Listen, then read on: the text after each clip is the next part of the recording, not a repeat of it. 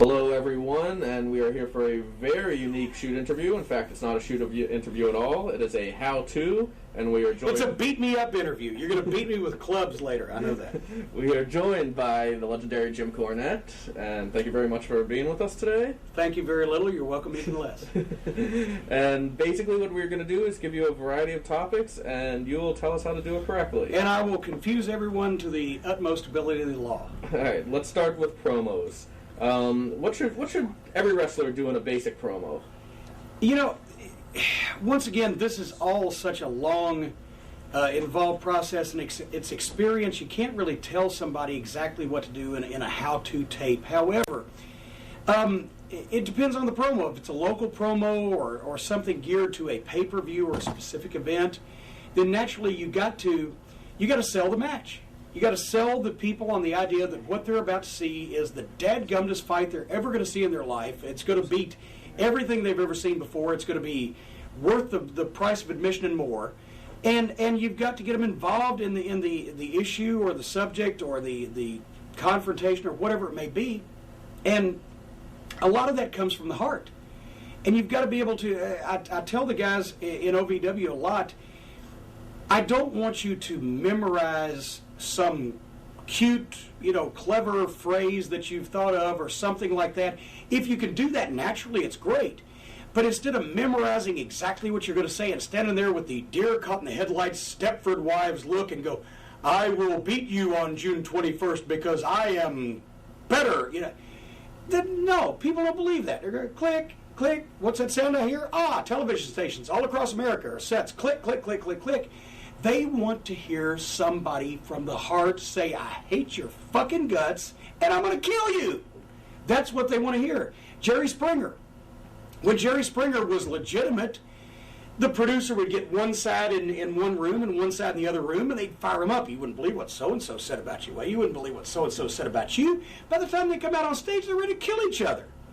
But then they were getting too many lawsuits and everything. Now Jerry Springer is phony. Imagine that. A reality talk show fixed, but Jerry Springer's phony. It's people acting, playing a part, and you can tell when you watch it. You can tell those people are not genuine, they're not legitimate, and therefore, Jerry Springer now, because of the name, is still on television, but instead of 4 o'clock on the ABC affiliate, he's at 2 in the morning on the UPN, because it's yesterday. You've got to have some kind of legitimacy. When I've got something I always tell the guys. When somebody knocks on the door, if I say, come in, I'm a good worker. If somebody knocks on the door, I say, is that the phone? I'm a bad worker. Because I'm not listening to what's going on. It's not acting, it's reacting. If you're not listening to somebody that's yelling at you, that's getting in your face, that's telling you what's going on, if you're not listening to them, if you're just thinking, now as soon as he stops, then I'm going to say this and this and this and this and this, and that'll really be cute, well then he's going to say, yeah, I'm going to beat you, I'm going to take your title, I'm going to run you out of town, and by the way, your wife blew me last week. Oh, you think you're going to take my title, huh? He threw that last part in just because he thought of it. You're not listening, so now all of a sudden people go, wait a minute. Losing the title's more important than his wife blowing him. Listen to the people that are talking to you. If you're having a confrontation with somebody, you get up in their face, you listen to what they say, you respond to it, and you mean it. People will buy. I'm not saying we can put the genie back in the bottle. Professional wrestling, in most cases, although now there are people who go into business for themselves, there's things that happen, but in most cases, professional wrestling, the people take it as entertainment instead of legitimacy. Easier on us. I was talking to Bobby Heenan about that the other week. Bobby Heenan, classic thing he said, a caller on the radio show we were on said, why can't the guys get heat anymore where they want to kill the heels and stab the heels and shoot the heels and beat up the heels with clubs and blunt instruments? And Bobby said, watch television, watch the news. There's war going on in Iraq. There's people killing their husbands and wives and dumping them in the bay. There's people getting their heads cut off. How can you get heat by pulling some guy's trunks? And it's true. People are immune to that. They're so immunized to violence. But still, if there's a personality that the people believe in, if there's an issue that's on television that they can say, okay, so-and-so, they should be mad. And if the guys get up in each other's face and they carry it off, and maybe there's a little bit of, sticking the other guy in it too, that's what sells tickets. Jerry Jarrett used to love to have Jerry Lawler and Bill Dundee wrestle each other because even when they were partners, the people knew they hated each other. Lawler was the top star. Dundee couldn't really get over him, but Dundee was the workaholic, and he was there to book or to work or to do whatever Jerry Jarrett wanted. And Jerry Lawler, if his house was on fire, he'd say, hold on a second, show will be over in a minute, I'm watching TV. You know, he doesn't get upset about anything. Never freaks out about anything. So you had two very disparate personalities, and they didn't like each other. And the people knew it. So even if they were both baby faces, people knew that Lawler and Dundee, they don't get along. When they were wrestling each other, that's when they'd come out. Lawler would say, Dundee, you got a big problem because you're 5'2" and I'm 6'2", and you know, because Dundee was, you know, a little sensitive about his size. And Dundee would say, well, every time I ride in the car with Lawler, he's going to put in Jerry Lawler's greatest hits, all those 5 albums that he produced that went plywood. They were on the verge of becoming sheetrock when they, you know, they weren't released. They escaped. And he'd say, I can't stand to hear any more Jerry Lawler's greatest hits. And the point is, there was legitimate heat that they would bring up. So when you can stick somebody, and I always, when I was doing promos, I would go for the jugular. I would go to make those baby faces mad, because when they came back, there wasn't anything really that they were allowed to say on television without getting kicked off the air that they couldn't say to me that I would get mad about, because I pretty well decimated them down to their testicles anyway. So, promos, going on too long. Make them believable. Have a conversation, have an argument, have a confrontation. Don't memorize this script that you think that's going to be cute, and you're going to say a lot of things that people are going to go, ooh, he said that, because they aren't going to believe it. Dusty Rhodes. You know, once again, Dusty Rhodes on the closed captioning. Watch WCW Saturday Night in the days when Dusty did commentary. The closed captioning reader couldn't read him. They don't know what the Dusty Rhodes are trying to think. Oh, man, he pancaked him, man, flapjacked him, man, honey, we're going to have gravy tonight. I don't know what to tell you.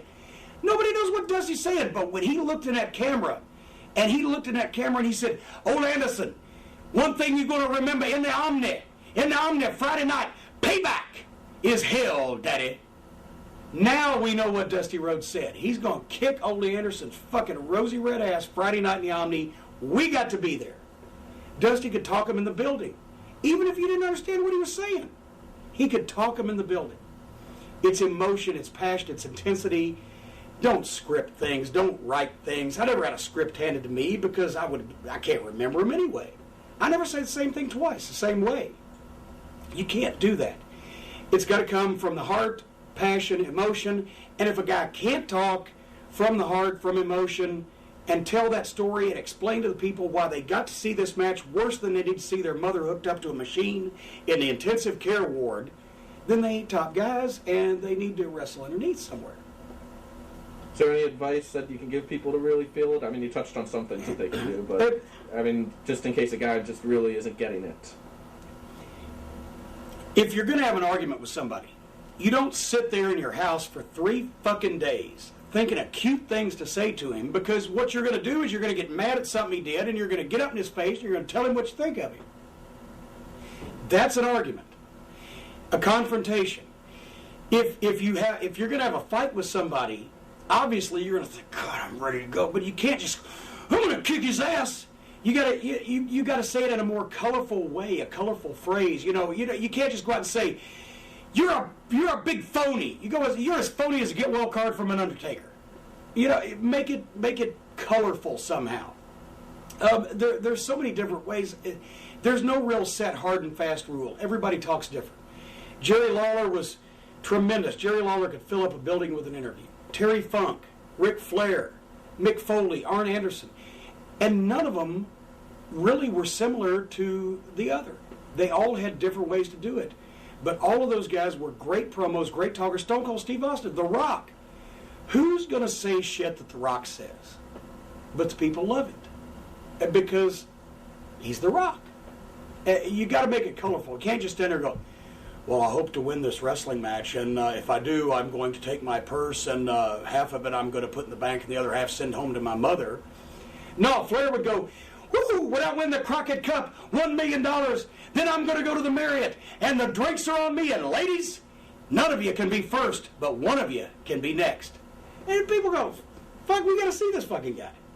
it just, they can talk to drab people at their work, right? They work at a cubicle. They can talk to drab people next to them all day long. They want to see somebody that says the shit that they want to say or that they would say if they had the chance. And let's think about a Babyface promo. In a Babyface promo, the Babyface should illustrate why he's mad at the guy, what he's going to do to the guy to get even for what the guy did, and he's also going to say the things that the fans wish they could say if they had the opportunity. They'd like to say, Jim Cornette, you're a no-good faggot. They'd like to say, Ric Flair, you're a stuck-up prick.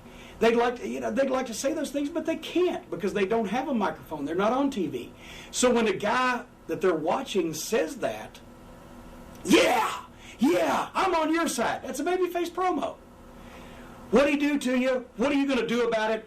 And what do you think of him? And in the process, say shit that they'd like to say if they had the chance. When I used to talk about Paul E., I would say everything about Paul E. that the people could plainly see was true. He was a disreputable human being. And I would say those things. They wanted to be able to say that themselves, so they agreed with me. And I was a big prick at the time myself. Why would anybody like Jim Cornette? Because the other guy was a bigger asshole and Jim Cornette was knocking him and it was funny. With a heel promo, lie, exaggerate, put yourself over, be egotistical, and talk about how you're the greatest things in sliced bread and everybody else is second place. Talk about how you're going to destroy the only hope that the people have left. You know, you're going to take Ricky Morton and Robert Gibson, the Rock and Roll Express, and you're going to show them for the second-rate team that they are.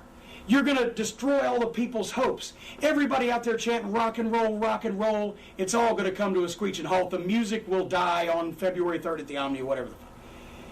Lie, exaggerate, be egotistical, piss people off. That's a heel. Babyface, sell the match, and say what the people wish they could say if they had the chance. Does a manager's promo just fall into those two categories, or is there anything different than a manager's and I mean, also you gotta, the thing is, you've got to get your team over, your guy over that you're managing. Just little things. You don't have to go hog wild with it, but one time Stan Lane wasn't at TBS. So I said, you may notice Stan's not here.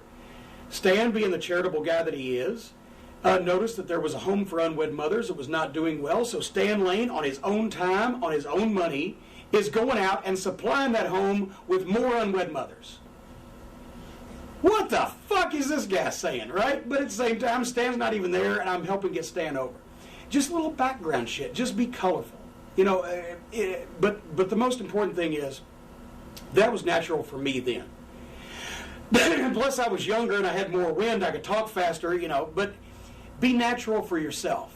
If a guy's 6'3" and has a mohawk haircut and tattoos all over his body and rides a Harley, the last thing he wants to do is adopt a gay gimmick. Because he can't feel that. He can't make that believable. He can't bring that out. There's no reason for that.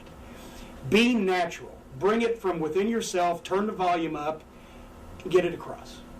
How about a go-home promo, like it's the week before the big pay-per-view or the big match? Is there any principles or any basics that need to go in that, or does that cover... Mention that a lot. If it's this Friday night, it's what we've all been waiting for. This Friday night, you're going down this Friday night. Yeah, as many times as you can say this Friday night, because that gets to people's mind. My God, it's this Friday night. It's easy. But everybody, they want to concoct some long song and dance, who shot John bullshit promo about, wow, I've thought of this story I can tell. Well, by the time you finish telling the fucking story, people have tuned you out because they don't give a shit. They want to see something that smacks them in the face. Why do I want to see this? Why do I care that these guys are fighting? Why do I want to see this? And you got a very short time to tell me. So don't go around your elbow to get to your wrist. Hit the meat of the matter. It's timing and it's just experience and a lot of people are not comfortable talking on camera. A lot of people feel like they've got to memorize what they're going to say, and then they come off with that blank look because you can tell they're shifting around trying to figure out what was it I was going to say. Yeah, just rattle the shit off. If you're good at shows, and if you're not good, practice, get better, or do something else.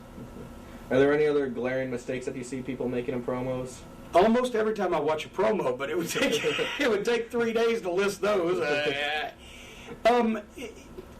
Really, it's like art. It's subjective.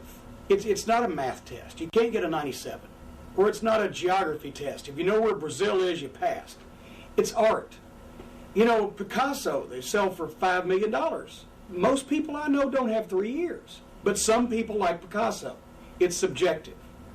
And what you got to do is you got to appeal to the most people, the widest number of people, the widest audience, as you possibly can to get people to come see you. Some are going to like you, some are going to hate you, some just going to see what the fuck's going to happen. But it's art. It's subjective. A lot of people, if you ask everybody watch this tape, everybody in this room, there's thousands, by the way, a huge studio audience right behind. Everybody's going to have a different favorite. A lot of people are going to like Ric Flair. A lot of people are going to like Steve Austin. A lot of people are going to like Mick Foley. And then, it's going to get down, and finally, lost legends like Chris Colt. There'll be one guy in the back with a wart on his nose. Yeah, I like Chris Colt, But, goddamn, Chris Colt impressed that one fucking guy that he was the greatest fucking talent in the history of the business. So it's not right or wrong. It's just what works. If they buy tickets, it worked. Okay. One thing I always heard about promos is that you should be careful about degrading your opponent, such as saying, you're not that good or something like that, just because if you lose to him, then that makes you look bad. Is that... Well, once again, as a manager, I could always degrade my opponents because the thing is, I'm a weaselly little shyster, con man, rich mama's boy, whatever the period of time I was in. And of course, I would always stand there and infuriate people by saying that my guys were better than anybody out there. I could get away with that. If you're an Arn Anderson, you want to put your opponent over. You want to say he's good, he's fast, he's quick, he's agile, he's tough, he's smart. Most people he could beat, but not me, because I'm better, because I'm all those things and more. That type of thing. What you don't want to do is if your babyface has a really glaring, obvious weakness, like he's 66 years old or has one leg or, is in the middle of falling apart, you don't want to say that because that's true and people go, yeah, that's right, he don't stand a fucking chance. But, I could talk about, all of the supposed defects the babyfaces had that they really didn't have. I could say, these guys are punks, nobody cares about it, whatever. As long as you don't hit too close to the nerve. Because then you make yourself a liar. Yeah, I'm a liar. I'm a heel. That's what I'm supposed to do. I can lie all day long, and that just makes people madder at me and more anxious to see people beat me up. But if your babyface is really over the hill or really fat and out of shape or really just fucking putrid, you don't want to come out and say that because people will go, yeah, you know what, you're right. We better miss this one. So... knock the guys, but at the same time, don't knock them too close to the bone where the people can see, yeah, you're right. Fuck, we better not even worry about that one. Before we move on from promos, anything else you want to add about promos? It's an art form all in itself, and I guess, guys, everybody needs to be relaxed more. Everybody needs to just think, what would I say if this whole situation, this whole world that we live in, our little wrestling world, if it was real? If the things that we had done really happened to me, really happened to him, really happened to him, what would I say? What would I do? How would I react? What frame of mind would I be in? Would I be pissed? Would I be happy? Would I be sad? Would I be jumping up and down off the walls? Or would I be scared to freaking death? And do that. Because people can tell genuine, honest emotions. And sincerity is the key. And once you can fake that, you got it made. Okay.